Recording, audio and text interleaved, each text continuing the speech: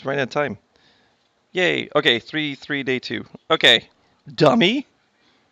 Here, my phone. That's the kids turning the alarm on at home. Isn't that cool? Yeah, it's like you can handle it through your phone and get messages. Good start to the movie. All right. Unfreeze. All right. So you see, dummy voter seems rude, huh? Okay. Well, when we look at these coalitions we looked at yesterday, a dummy voter is a voter in any coalition that, if removed, they'd still win. So they're like useless. They don't really put them over the top as far as passing a motion, let's say. A dictator voter, this is not like an opposite of dummy, because a dictator overall, as a matter of fact, I'll write this. I've been saying it all day. I'll write it. But it's a voter that can defeat or pass any motion in any coalition, regardless of how the others vote. So basically, their weight is greater than or equal to the quota, the number assigned that determines if a motion passes or fails. That first number and that little symbolism there. So it's not really the same as a dummy voter. A dummy voter is in any individual coalition. Remember, we listed 15 of them yesterday, and some of them were winning coalitions. Only within those winning coalitions could there be a dummy voter. A voter that, when removed, there would be no change. It would still be a passed situation that passes. And then veto power, we know the president has that, but in a much different manner than what's listed here, but we at least know what that word means. It's a voter in a coalition that can defeat the motion by voting no. That means they're in a coalition that's a winner, but if they change their vote, then that coalition would be a loser, which is really tied into critical voters here. Only a critical voter would have veto power. When we get to that one, hopefully it makes sense. Obviously, all dictators have veto power because they are ultimately powerful in passing or failing any measure. But it doesn't mean only dictators have veto power. When we talk about individual coalitions, of not everybody involved, one or a couple people could have veto power, because if they were removed, then they would lose. Then here's the key for today. Oh boy, I did all that. Won't blame the computer on that one this time. Key component of the day is critical voters. A voter whose weight is large enough that he or she can change a winning coalition to a losing one by leaving or changing their vote. This is the key for the day, kind of tied in with the other vocab terms. This will lead to a word called Banzhaf power. Can everyone say Banzhaf? Did you hear him? A couple did. Third hour just flipped me off with their eyeballs. Didn't say one word whatsoever. That's fine. I'll pause the video. I don't know what to do anymore. Okay, all right. So this is just one little scenario. You don't have to do this, but I like reverting back. Well, it's back to yesterday's notes, but the kind of questions I like on the test kind of thing. So this example, here's a here's a weighted system. And then this is just one coalition denoted. But let's talk about the whole grand scheme of things. There's 6 voters. This has nothing to do with this question. I'm just talking out loud. Or thinking out loud is probably a smarter thing to say there. Can't say smart. I forgot. Common Core. All right. So how many total coalitions are there if I had to list them? Two. Anyone? Two to the not fourth. 2 to the 6th power minus 1. There's 63 different coalitions I could write out. This is just one of them, right? So just kind of piggybacking off what we did yesterday. Yesterday was brand new. You never saw that stuff before. It's not hard. It's just new. I get it. Okay, so which of the voters are critical in this one? Oh, and another thing. This is just added fun. Is this a... Am I taping? A little out of, okay. Is this a simple majority. Well, when I add these up, just for time purposes, the sum of these is 60. Wrong. I'm thinking of another one. That's our later example. The sum of this is 46. What's 46 divided by 2? What's 23 plus 1? So is this a simple majority? And if it wasn't, you would take 24 divided by whatever that sum was and then say it's a blank percent super majority. Again, just practicing some things that were new. Little review within the notes compared to the new stuff. Okay, so then what's the sum of this coalition? I'm just going to throw that over here just to prove that this is a winner chicken dinner. 9 plus 8 plus 8 plus 5, that's these four in this coalition, is 30, according to our math earlier in the day. So what happens if we remove, let's take one at a time, remove P2, fumble. When we remove P2, what does this become? What's the sum of the other three? 21. Is that a win or a loss? Now that it's a loss, that makes P2 a critical voter in this situation. All right, remove. Know how to take notes. I'm surprised how many people don't know this. That's what's that, a quotation mark? But in note taking, what is that word? It's what word? It's the same one as above. Anyone know that or no? Okay. Remove P3. And what do you end up getting for a total? Come on.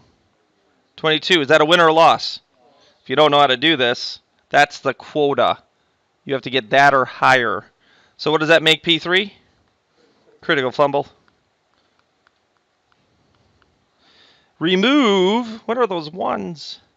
P4. Same thing, right? Same thing, right?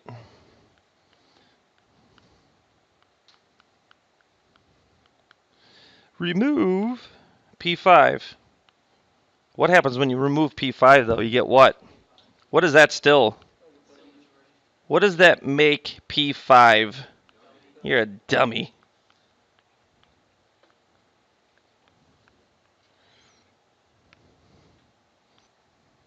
Seems like a negative term, but that's what I remember hearing that. I don't know in what facet. Probably in a movie. That's all I ever do is watch movies. But a dummy voter just removed. It doesn't change the way the coalition works out. So therefore, they don't really have any power in there. They don't have anything going on. Okay, so now the next set of definitions, or yeah, I guess that's what it is. Banzhaf. I'm hoping this is a person. Individual Banzhaf power. It's a way of figuring out how many times this person's critical in all of the scenarios of a weighted system. It's another way of assigning how much power they have to sway certain things. So the real definition is the number of times a voter is critical within a weighted system.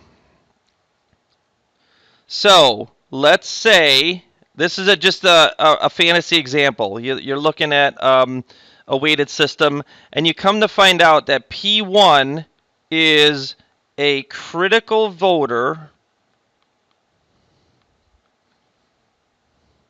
Let's just say is critical. I think because I'm kind of confusing myself with my wording here. Yeah.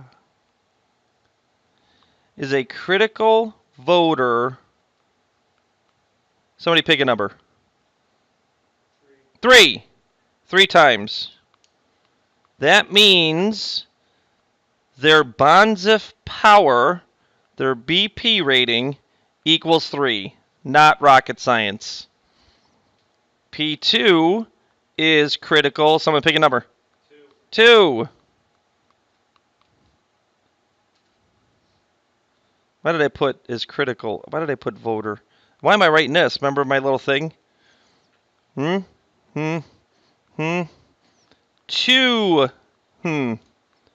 So what's its BP rating? Come on. 2. Somebody pick a number. P1. Ooh, changing the game. Is critical voter, speak like a caveman, 4 times. BP equals 4. Okay, total Banzhaf power is the sum of all the times all of the voters have some sort of Banzhaf power. So what is that for this particular situation? What's the total Banzhaf power? You guys can't add numbers, or do you not know? 9. Okay, so total Banzhaf power is the sum of all the times all voters have Banzhaf power, which is equal to the total number of times they are critical individually. And then the BPI is what this is called. The Banzhaf power index is a ratio. What's another word for ratio that starts with F? Fraction. Ratio of the individual voters' BP compared or divided by the total. So what's here's BPI, and let's separate it for each one. What's P1's BPI? How many individual times were they the thing? 3. How many is their total? So they are 1/3 Banzhaf power index. Or if you wanted to write that as a decimal, it would be 0.3 repeating. Ain't no thing. Chicken a wing. What's the BP of P2? 2/9. Ooh, we're going to see. Watch this. I'm going to amaze you. Actually, that's reduced, so I don't need that equal sign. But did you know 2/9 is 0.2 repeating? Did you know 1/9 is 0.1 repeating? Did you know 5/9 is 0.5 repeating? Yes, Mr. Fabulous. What do I do with BP for the P3? Is everyone okay? What is this as a decimal? I just taught you this. 0.4 repeating. Hey, we learned these little trinkets of information in Mr. S's class all day. We just did 3 and 4. So now this is the overall calculate BPI, right? I just made up in a scenario. You guys yelled out the numbers. And then we added up all their BPs. And then we found their BPIs.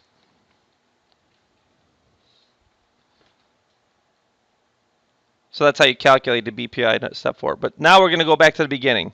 We're going to have a new coalition, not the same as yesterday. Wrong. We have a new weighted voting system. And we're going to find all winning coalitions. Initially, I thought, let's write out all of them again. If I asked you to do it, do it. If I asked you just to find the winning ones, you can do it. It's very simple. We've been fine all day long. And then once you see all the winning coalitions, determine if there are critical voters in each one.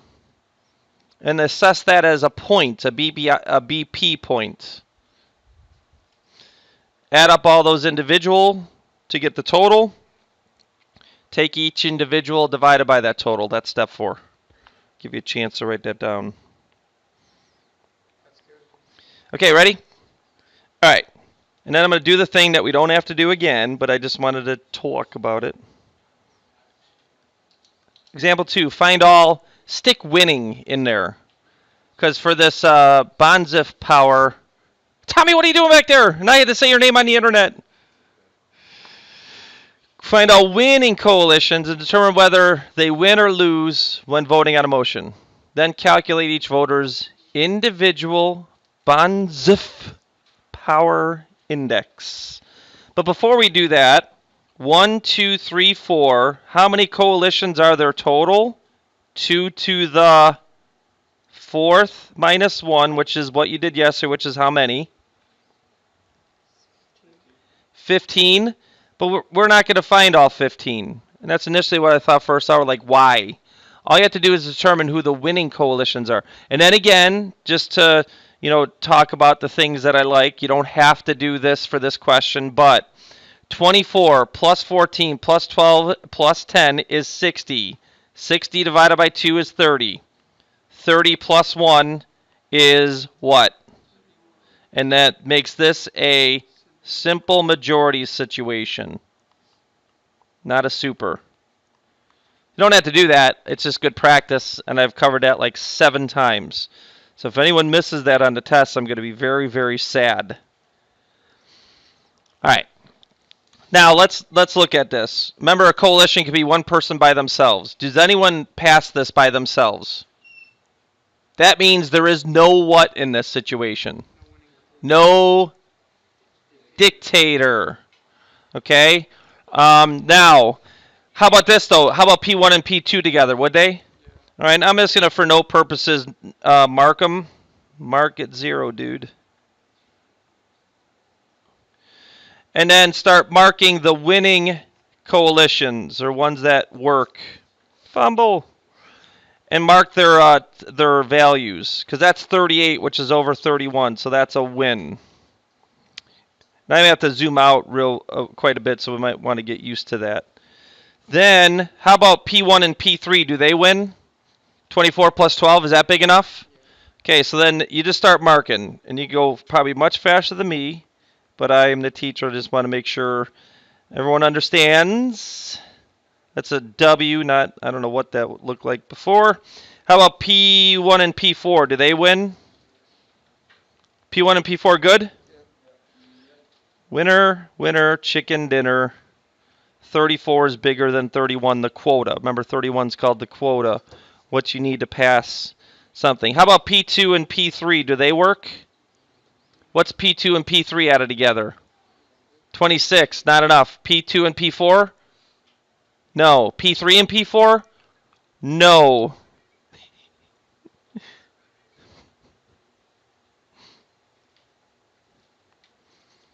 How about P1, P2, and P3? Does that work? Still going. It's Yoda's laugh. 24, 34, 38, 48, 50, right? And then all we're doing is making sure you know how to get all these combinations. Do P1, P2, P4. It's another possible coalition that wins. 24, 30, 38, 48. Winner, winner. Winner, winner. And then I'm going to zoom this even more. Okay, so what do we have next? P1, P3, P4. That's a different combination of players. 24, 30, 36, 46. And then the only last one, does P2, 3, and 4 work? Absolutely. So taking my time, you should be right with me. Is that 36? And then, of course, don't forget the ultimate coalition, of course, should always win if they're all together.